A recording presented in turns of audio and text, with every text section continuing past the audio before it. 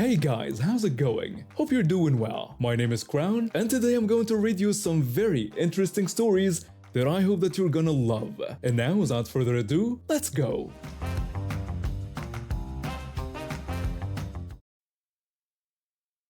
Let me start from the beginning. About 3 years ago, I moved into this amazing mixed-use building downtown. It had everything I could want: a small gym, decent security, and most importantly for me, free electric vehicle charging stations. As someone who drives a compact electric car, this amenity was a huge selling point. I'm pretty environmentally conscious, and my small EV fits my lifestyle perfectly. For the first 2 years, everything was peaceful. The 4 charging stations with 2 ports each were more than enough for the handful of electric vehicles in the building. We all followed the building's 4-hour limit rule, which meant everyone got a chance to charge when they needed to. Then everything changed. It started with one Tesla, then another, and suddenly it seemed like every new tenant was driving one of these massive electric vehicles.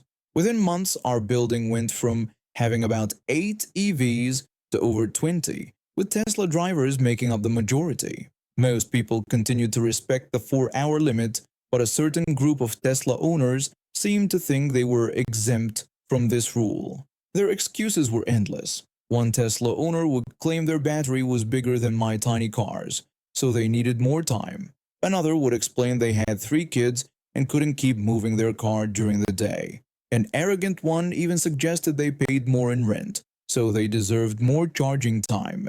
It was infuriating.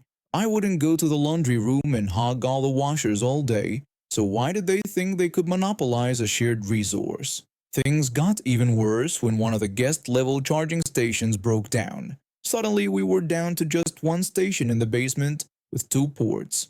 That meant only 2 cars could charge at once for our entire building of over 20 electric vehicles. After watching an entitled Tesla driver use both charging ports for their 2 Teslas for an entire afternoon and evening, I decided enough was enough. I left a polite note on the charger. Friendly reminder: the 4-hour limit applies to everyone. Please be considerate of your neighbors. The next morning I went down to charge my car and found my note ripped up with only a portion remaining that had a handwritten response telling me to say it to their face. I was shocked. Who does that? From then on, it became a race to the chargers. If I didn't get down there before 4 p.m., the Tesla gang would occupy the spots until the next morning. Sometimes I'd win the race. Sometimes they would. A week later, another frustrated resident left their own note asking others to consider that other drivers needed to use the chargers too. The response left on that note was even more hostile. The Tesla owner wrote that they had seen the person on their cameras and mockingly stated they wouldn't consider anyone else's needs. That's when I decided to escalate. I collected the ripped notes, took photos of everything, and sent them not just to our property manager, but to the regional manager of the property management company that operates buildings throughout the country. My initial email focused on the broken charger and the hogging situation. They seemed mildly interested but not motivated to act. That's when I played my trump card. When management thanked me for bringing the situation to their attention and promised to look into it, I casually mentioned that their EV chargers weren't charging anyone any money. I explained that the chargers had been completely free for everyone, regardless of how long they charged. Their response time suddenly decreased from days to hours. Management replied that they would be sending a technician immediately to assess the situation. Within a week, I received another email. Management told me that they were replacing all the charging stations with new charge point systems, which would be programmed to begin charging a fee after 4 hours of use. The new system would be perfect for people like me who follow the rules. My compact EV typically charges fully in about 3.5 hours, so I would rarely, if ever, incur any fees. But those Tesla drivers who were used to charging all day and overnight, they were about to get a rude awakening in the form of hourly charges that would quickly add up. I didn't have to confront anyone face to face as that note had demanded. I just let the system work itself out. When the new chargers were installed last week, I overheard one of the notorious Tesla owners complaining about the new charges and lamenting that this used to be a free amenity. I responded that they would only be charged after 4 hours, so as long as they followed the building rules, they shouldn't have to pay anything. I had just started working as a server at this cozy little restaurant downtown called the Corner Bistro. It was my 4th day, and I was still learning the ropes, memorizing the menu, getting to know my co-workers, and trying not to mix up orders. The restaurant had a warm, welcoming atmosphere. Most of the customers were regulars who knew each other and the staff. Everyone seemed friendly and laid back. That is, until she walked in. It was a relatively quiet Tuesday afternoon. I was wiping down tables when the front door swung open and a middle-aged woman with an expensive-looking handbag and perfectly styled hair strutted in. She had that air about her, you know the type, like the world owed her something.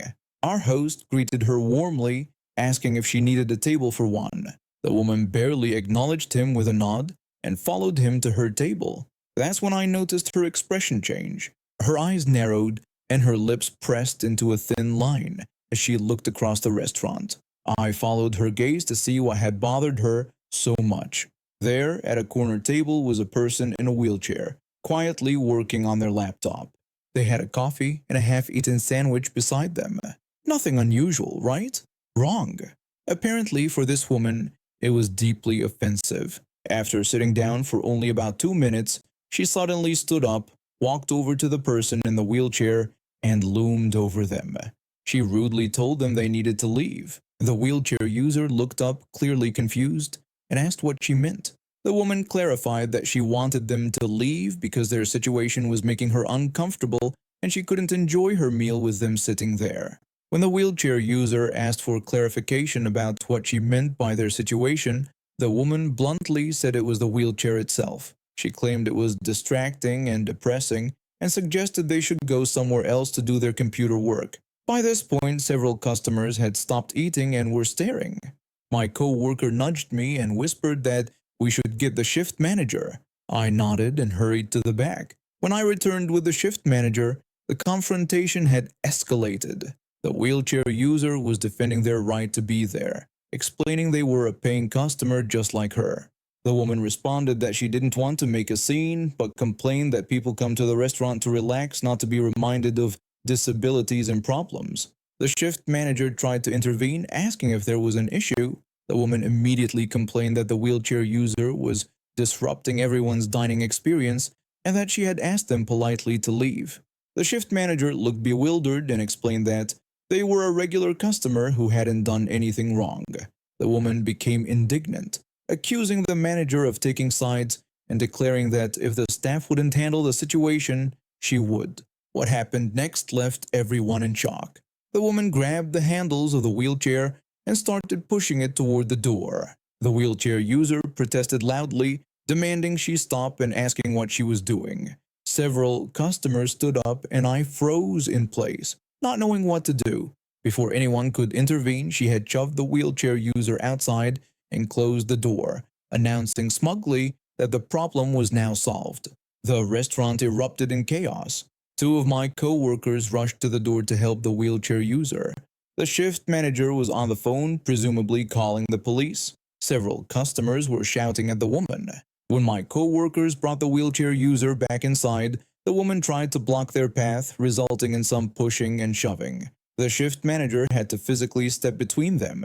The woman threatened to sue the restaurant, while the manager told her that the police were on their way and suggested she calm down. She responded defiantly, saying she welcomed the police and accused the establishment of discriminating against customers who wanted a peaceful dining experience.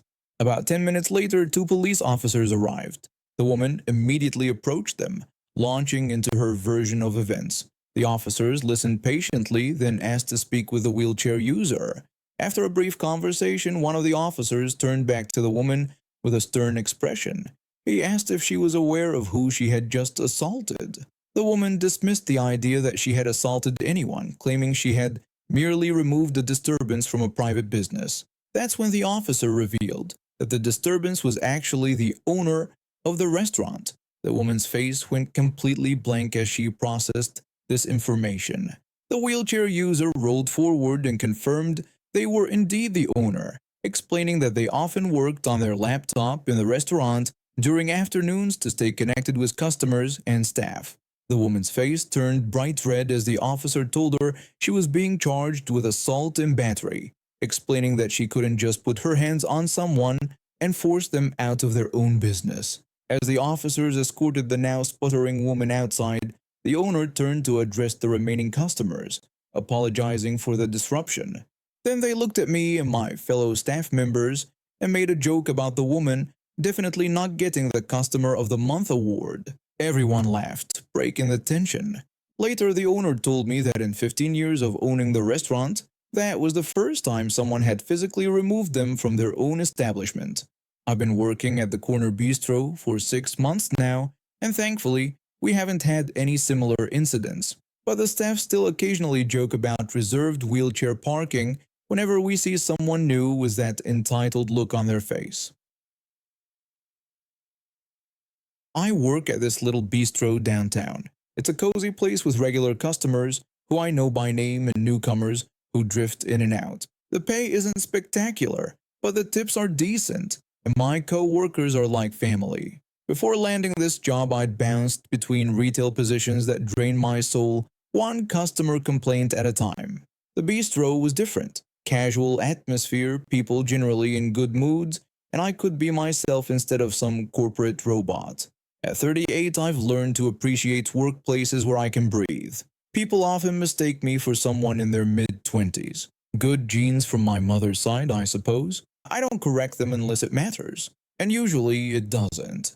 Earlier this week, a customer came in during the lunch rush. He was well-dressed, probably in his mid-20s, with a confident smile. When I took his order, we fell into some light banter. I asked him what he'd like to order today. He responded flirtatiously that he'd have whatever I recommended, saying he trusted my taste. I told him about our popular roasted vegetable panini, but mentioned I personally preferred the prosciutto.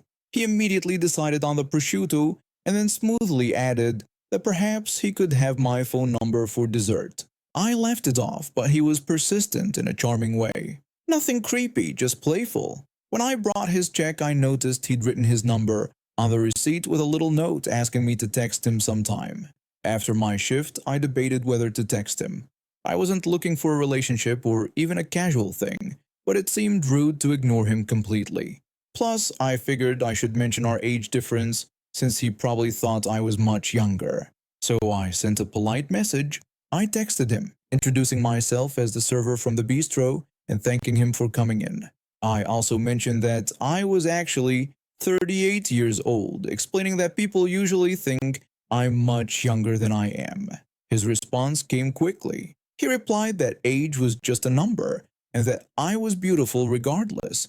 He added that he'd love to take me out sometime. I replied with something non-committal about being busy with work, and then, nothing. 24 hours passed without a response, and I figured that was that. He probably lost interest after realizing I wasn't as young as he thought, despite what he'd said. Fast forward to last night.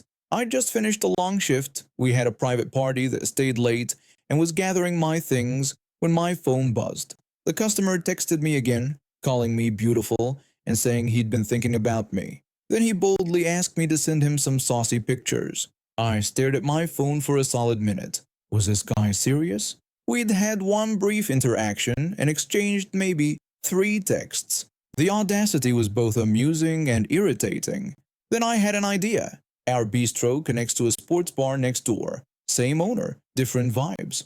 I walked over to the bar where they keep their famous wing station with about 15 different sauces in metal containers. I asked the bartender if I could take a quick photo of their sauce station.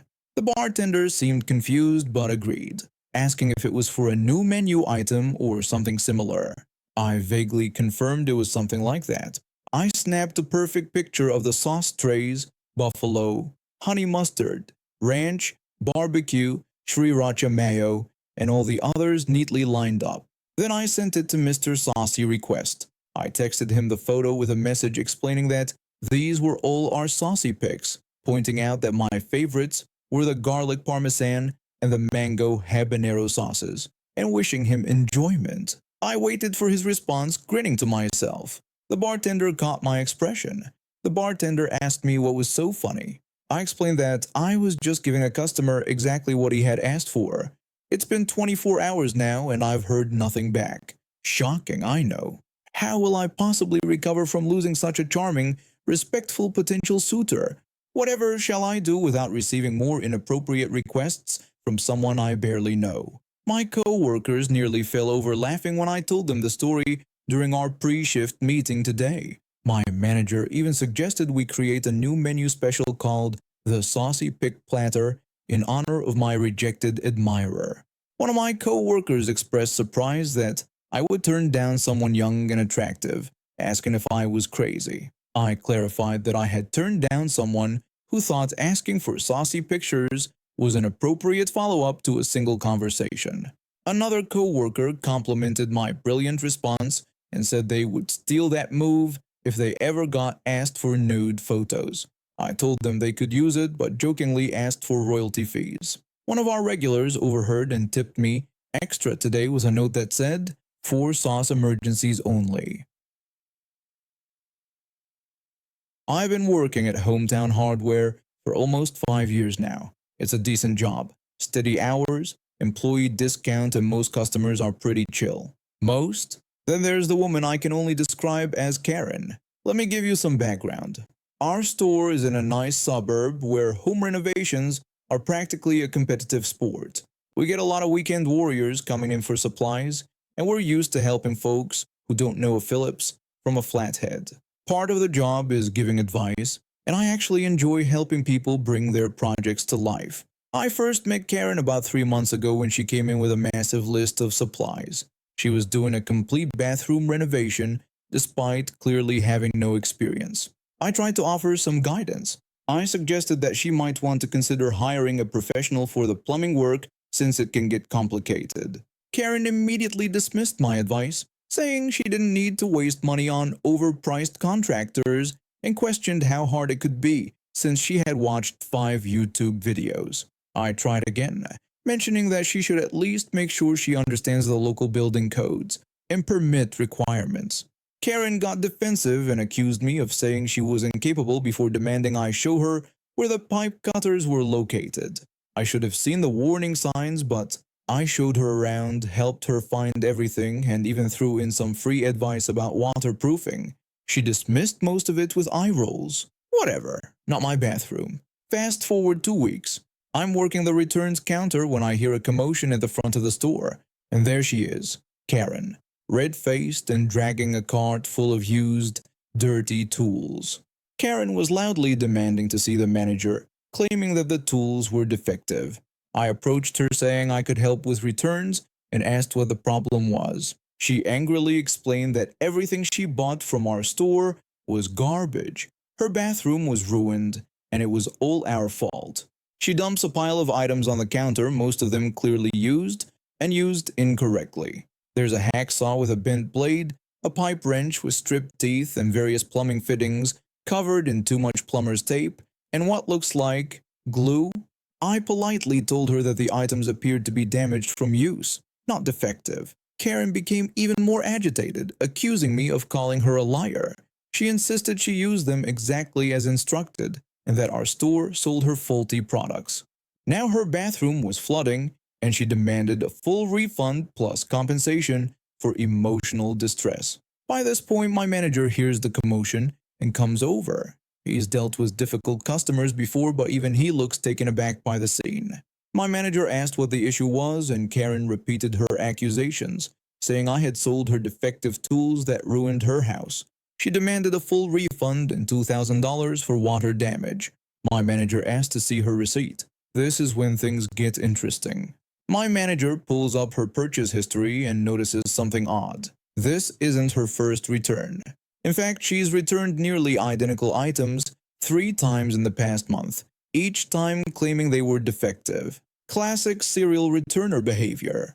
My manager pointed out that she had returned these same items multiple times. Karen defended herself by saying they kept breaking. When he asked why she kept purchasing the exact same items again, she simply said it was because she needed to finish her project.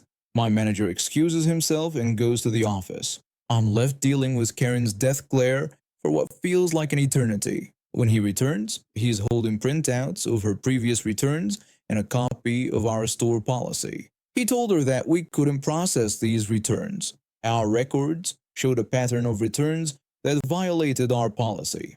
Additionally, the items showed signs of misuse, not manufacturing defects. Karen was outraged and threatened to sue our entire company.